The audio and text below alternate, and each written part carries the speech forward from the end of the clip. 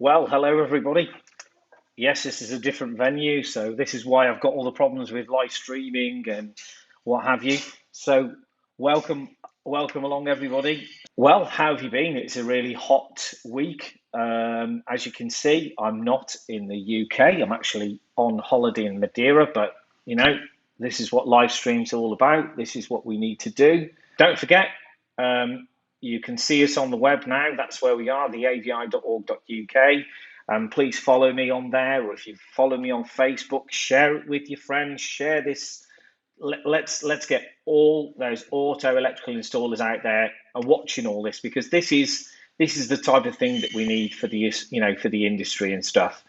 Um, but let's get on with the presentation because I'm a bit behind and dinners are waiting and what have you. Now, um, today we're going to talk about soldering, but the key thing is that we've got some specialists involved in it now, and we're gonna have an interview in shortly with Chris Ward from Solder King, who's it's got a bit of a good thing because we'll talk about it anyway in the presentation. But there's a lot about the solutions and stuff.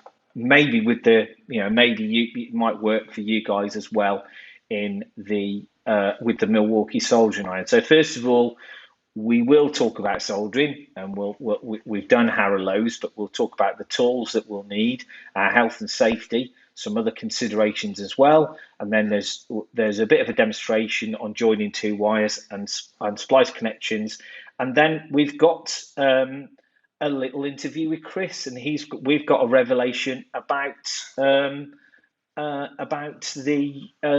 Milwaukee soldering iron that you can see in front of you. So we'll start first of all with the tools that you'll need to do soldering. Okay, so the obvious one, it's the soldering iron, either gas or electric. You need wire strippers and wire cutters. You need, which is really important and something I will stress, a soldering pad. Yes, you need a soldering pad because we don't want to damage the customer's cars or the customer's vehicle. And the soldering pad is ideal for putting underneath where you're soldering. And you'd be surprised how many people don't actually have a soldering pad, and they are cheap as chips. We're talking about a tenner, £10 or $10 or €10. Nothing. It costs nothing.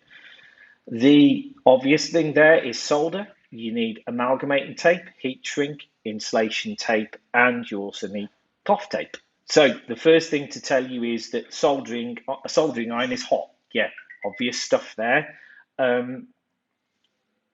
You also need to know about the health and safety about this is it contains colophony rosin. It's called colophony, but it's actually rosin. So if you have sensitive skin or you have some kind of asthma, I would sort of recommend that you need some kind of face mask, and that you also need to wear gloves. Failing that, you need to make sure that you've got adequate ventilation to do your soldering. That's the key thing here.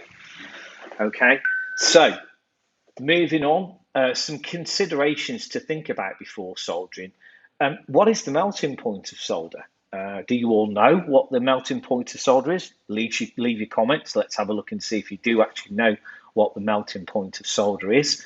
And then your soldering iron. What is the working temperature of your soldering iron? And are you aware of the fact that the solder, if you consider the solder melting point, that your soldering iron needs to work at a higher temperature, way above. It's about 150 degrees Celsius above the solder melting point. And then if you don't have it hot enough, the solder won't travel, and it won't, which you'll hear about later on in this thing, which is called wetting, apparently, from my good friend Chris. And if it's too hot, you get an overheating. You get the overheating, then you get too much of the flux, and then you get fumes. Gas soldering irons, yes, they're great. They're variable, but they can get too hot, and you might not get them hot enough. And then there is the obvious, not an issue at the moment because the ambient temperature is hot enough as it is. But when temperatures are low, like at zero when you're working, you've got to consider that, and then you've got to consider the gauge and the construction of the cable, and also consideration as well as the age of the cable, and if it's tarnished or black, there's obviously an issue with soldering there. So we'll show you my old, remember this one, you might remember it, I cut it all down, but this is the old soldering video that I did some time ago in lockdown, and I'll share it with you now. Hi folks, so this is a quick demonstration on how to do some soldering. First of all, what I'm going to do is I'm going to join these two cables together. So apply a bit of, already done already, apply a bit of heat shrink over the end of the cable. Strip back about 15 to 20 millimeters of cable, both sides. And then what you need to do is splay the cable back, like so. Splay that cable back as well. And then when they're splayed, simply cross over and twist them around each other. So there's no spikes. The soldering iron's now nicely warmed up. So all we do is start it off gently on the soldering iron, get a bit of solder on the soldering iron. Once you've got the solder on the soldering iron, you should then gently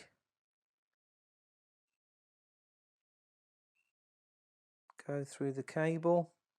Start in the middle and work your way out to the edges. So you've got a nice little joint like so. We'll leave our soldering iron on over there. So as you can see now, that's nicely joined up. It's nice and shiny. And then wait for it to gently cool down. And then when it's ready, just put a bit of heat shrink over. And then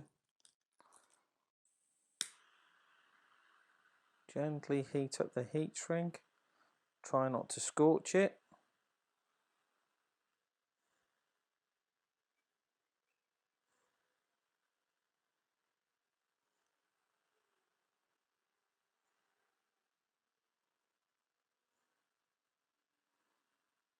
Like so. To make a splice connection, or T-joint as they would like to call it, firstly there's your supply cable, so this is going to be my supply donor, and then on your cable that you're going to splice off, strip back the cable the same length, around about 20 millimeters, and then what you need to do is to tin up the supply. This avoids dry joints. With that over, then you then twist the cable from your device around that main cable, and then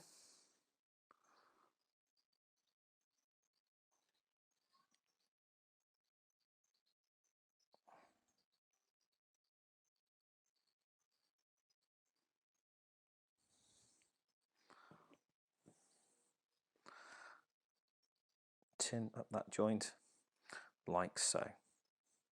The great thing about that is you haven't overheated that cable up too much. Apply some amalgamating tape.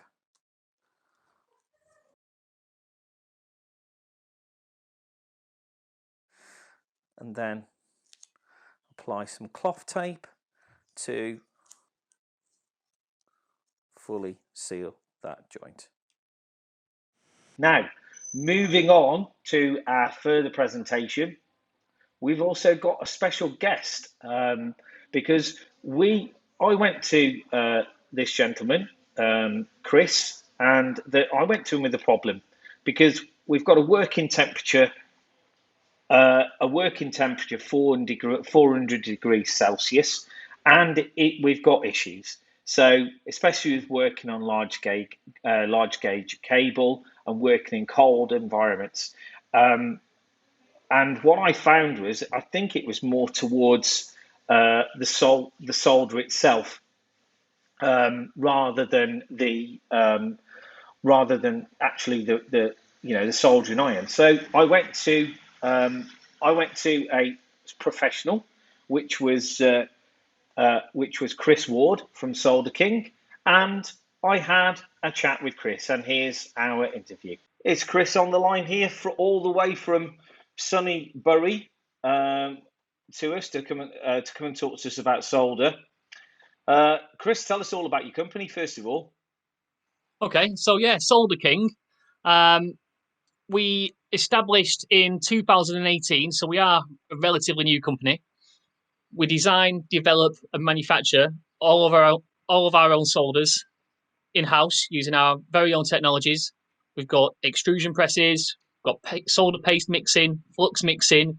We produce bar solders, solder pellets, and offer a wide range of products for various applications. Yes, we met on LinkedIn, and I had a chat with you about soldering. There's a particular problem that we had within the insulation industry.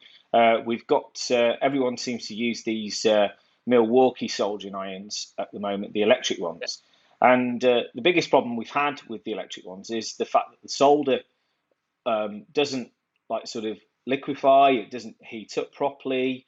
And I said I suspected it was something to do with the melting point. But so anyway, if you remember, we had this conversation. I said, "Have you got a solution, Chris? Do you know if there's anything we can do about it?" And I think you told us something about the solder that you do.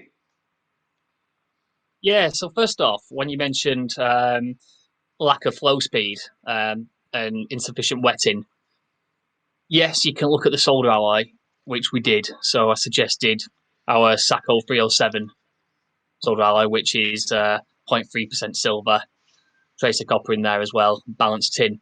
But what is also important is the flux chemistry and also the flux percentage. I decided to send you our CXW70, and the CXW70 is basically it's a unique flux core. We've used quite a special blend of activators, and that is really what gives it its performance. You would have noticed really fast wetting speeds, very little spatter, hardly any, really clean residues, and we took it that little step further, and we increased the amount of flux to 3.3%, technically 50% more flux, and this is really what gave you the results that you were seeing. Brilliant, yeah, and we have noticed the difference. I mean, I've dropped this out to a few of the installers out there to and thank you for the free roll, by the way. But most of it has actually gone off as samples to all the engineers, and it's worked really well. Everybody's come back and said how well it works. Will it work as good with a gas soldering iron as well? Well, yeah, it will. And one consideration to have is because it is faster flowing and it's got a slightly lower melting point, you won't have to have the torch on there for as long. You can have slightly lower temperatures, and it will give you really good results. So thanks, Chris, for the interview. If you'd like to follow Chris, he's on LinkedIn. His name is Chris Ward, and he runs a company called Solder King. That's available on Google. You can search for him under Google. But the most interesting thing is, please drop me a message if you're interested in purchasing Chris's solder, because we at the Association of Vehicle Installers have done a special deal with Chris, and if you get in touch with us, we can provide you with the discount code. So to follow on a little bit from the interview there was a lot of talking about wetting and spitting and low spatter and residues. And that basically is some of the things that can happen from soldering. Wetting is a good thing. It means that the solder will liquefy and will go through the copper cable a lot better. When we talk about spitting, it has to be low spatter, low residues, and low odor. So those are the things what it doesn't have, which is this new solder. All right, guys. Well, thanks very much for your time. And don't forget, you can follow us at the AVI. We are always here to talk.